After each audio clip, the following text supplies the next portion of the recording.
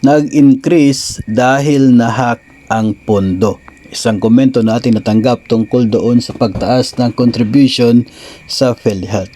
Alam po ninyo mga master, kung kayo po naman po ay nakasubaybay sa ating previous episodes, ay talagang maintindihan po ninyo kung bakit nagtaas ang premium contribution sa PhilHealth ngayong taon. Ito po ay hindi dahil nahack ang pondo ng PhilHealth o kaya ay hindi po dahil sa kinulang yung pera ng PhilHealth sa ngayon. Ito pong pagtaas ng contribution sa PhilHealth ngayon ay dahil yun po ay dinikta ng isang batas noon pa pong 2019, ang Republic Act 1122-3 or Universal Health Care Act. So 2019 pa po nilagdaan ni Pangulong Duterte ang batas na yon, at doon sa batas ay nakapaloob po na ngayong taong 2024, 5% sa basic salary ang contribution sa PhilHealth, in which 2.5% manggagaling sa mga personnel at 2.5% naman manggagaling sa mga employer. So hindi po nahack ang pondo ng PhilHealth kung kaya sila nagtaas ng contribution. Hindi rin po yung PhilHealth ang nagdesisyon na taasan ang contribution for the year 2024, kundi yun pong batas, isa pong batas na nilagdaan ng Pangulo noong 2019. Yun po ang dahilan kung bakit mayroong pagtaas sa contribution ng PhilHealth ngayong taon.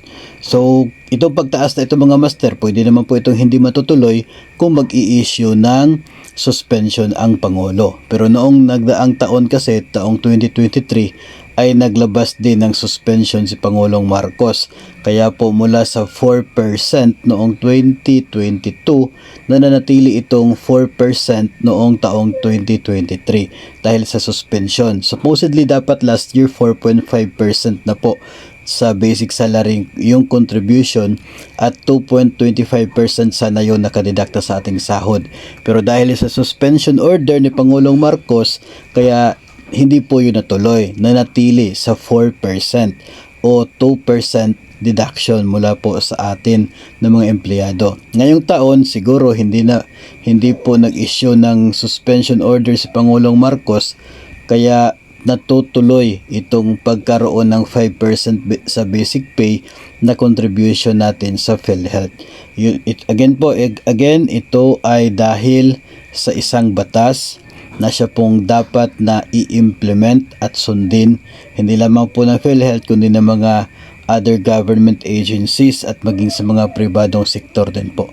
So hindi lamang po DepEd, hindi lamang po deduction sa mga guro yung tumaas, kundi lahat po na mayroong contribution sa PhilHealth, lahat po yun ay apektado dito. Hindi po dito sinisingle out yung mga guro ha.